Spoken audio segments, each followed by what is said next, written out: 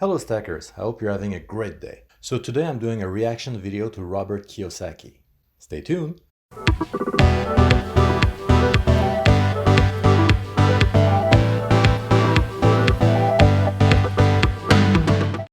Please note that the opinions expressed in this video are my own. I am not a financial expert nor a financial advisor. You should always do your own research before making any financial decisions. It all starts with fake money. So in 1971, the US dollar became fake. What he is referring to is that before 1971, money represented gold in the US Treasury. In a sense, you could go to the bank and ask to redeem that money for the amount of gold that it represented. After 1971, it represented nothing. So basically now the US Treasury can print as much money as they want and put it on the market. This is why your purchasing power has been going down over time. Because when Nixon took the dollar off the gold standard in 71, he made it illegal. He also made it illegal for Americans to own gold. Imagine that. It was a criminal offense to own gold. So gold back in 71 was 35 an ounce. It was now about $50 an ounce in 72. So it was going up. Yeah. So I said, I think I'll buy some gold. Trouble is, I didn't know what gold was. Most Americans don't know what gold is because they've never seen it, because they made it illegal for Americans to own gold. And we now have everything fake. It's tragic.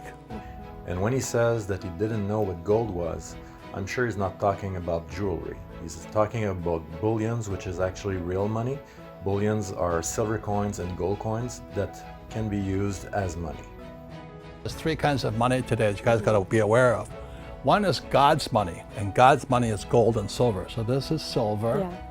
And this is gold. The reason I brought it is most people don't know what it looks like. And then there's government money, which is fiat currency, which is the dollar, the yen, the peso, the euro, the yuan. Yeah. Fake. And everybody's working hard for it.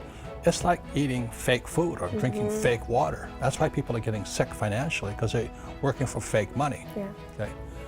And then there's fake assets, which was another part of the fake millennial, the fake generation series.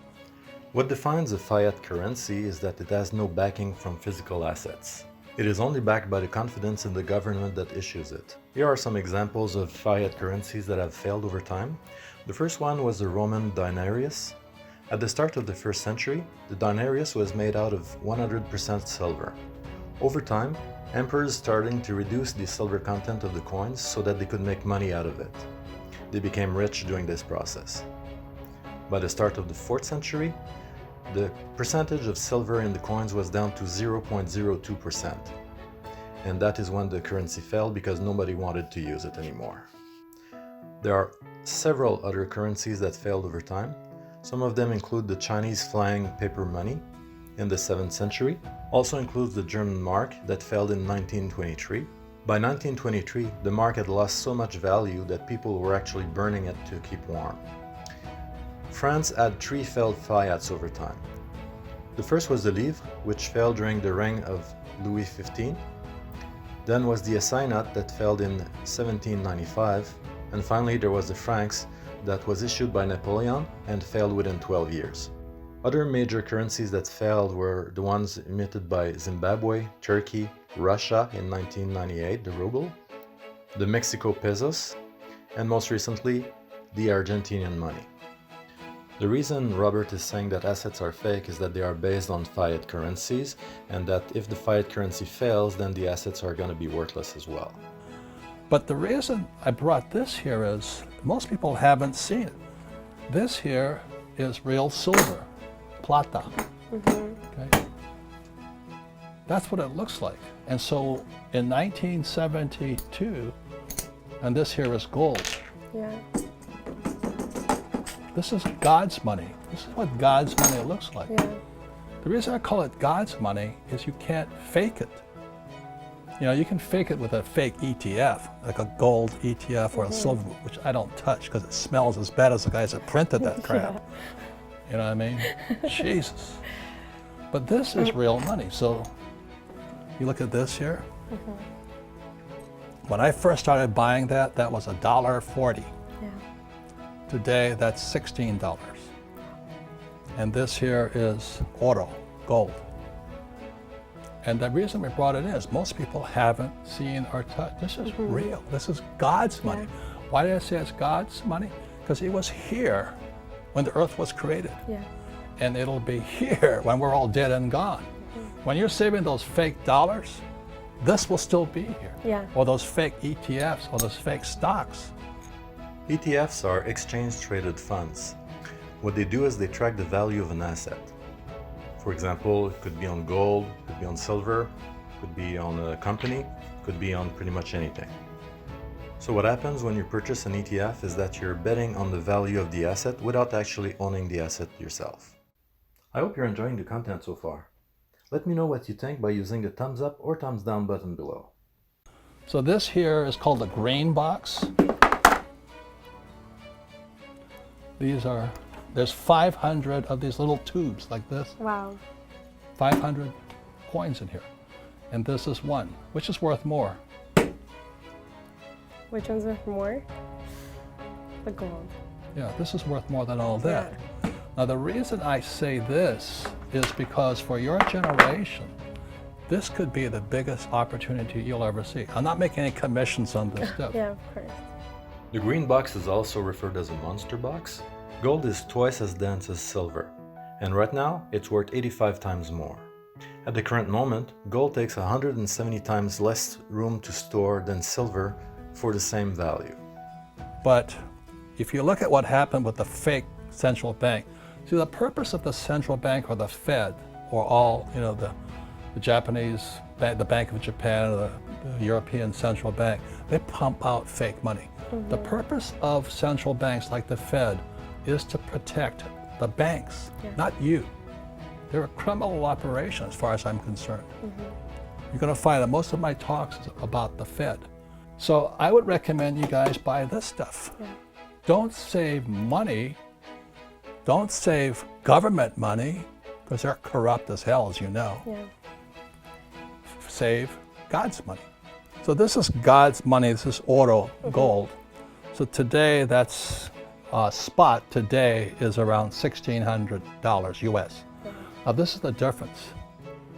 Is gold more expensive in Mexico or in America? In America. Huh? In America. More expensive in Mexico. If you live in a country like Argentina, it's more expensive because the spot price is relative to the currency of the country. That makes sense. So the people, I was just in Argentina, if they had saved this, they'd be okay today. But they saved pesos, the same as in Mexico, okay? Same as in Peru. So this is relative to government money. So this is about $1,600 today, US dollars, and this here is $16. It's about 100 times the difference, whatever it is. I'm not good at math. At the making of this video, the ratio is about gold being 88 times more expensive than silver. The historical average is about 50 times. The lowest in recent history was in 2011, when gold was worth only 30 times the price of silver. And the highest in recent history was in last July, in 2019, when the gold ratio to silver increased to 93 times. But I'd rather have this. So you look at why silver could be the best investment of all. Look at what's happening. Silver demand is getting higher. Okay. Silver fabrication demand in China is at record high. You look at this whole thing in 2008, 2009, 2010, 2011. It never stopped. Even though the world economy nearly crashed, demand for silver kept going up because silver is an industrial metal. It's used in industry. This thing is only saved. Okay. So in 1972, when I was flying behind enemy lines, I bought my first gold coin in Hong Kong. It was a Krugerrand, South African Krugerrand. It cost me 50 bucks. Today, that same coin is worth about $1,500 no, it's worth about $1,800 now. Now, did the Krugerrand get bigger, or did the dollar get worthless? The dollar got worthless. Yeah, and they tell you to save money? Yeah. At the bank? Yeah, I mean, people are saving at extreme amounts because they want to be able to protect themselves for when they retire and things like that. But it doesn't make sense because the dollar keeps going down and down, and how many currencies have gone extinct. So really what I was learning the other day is that the dollar is basically coming to an end of its experiment time, and it's gonna, we might even go back to a gold standard, you know? I doubt it. The reason we won't go back to the gold standard is because the banks can't rip us off. Let me give you two examples of fiat currency inflations and how the currency is losing buying power. In 1971, the Big Mac was sold for 65 cents. Today, the same Big Mac will cost you $5.67. So that's a loss of 88.5% of its purchasing power. Another example would be gas. In 1971, a gallon of gas was going for 53 cents. At the moment, you're looking at $2.60 for the same gallon of gas, which means that you've lost almost 80% of your purchasing power. I think this was a great presentation by Robert Kiyosaki. I hope you learned a few things today, and I invite you to read his books. This was part 1 of the video. The next part will be available in 2 days.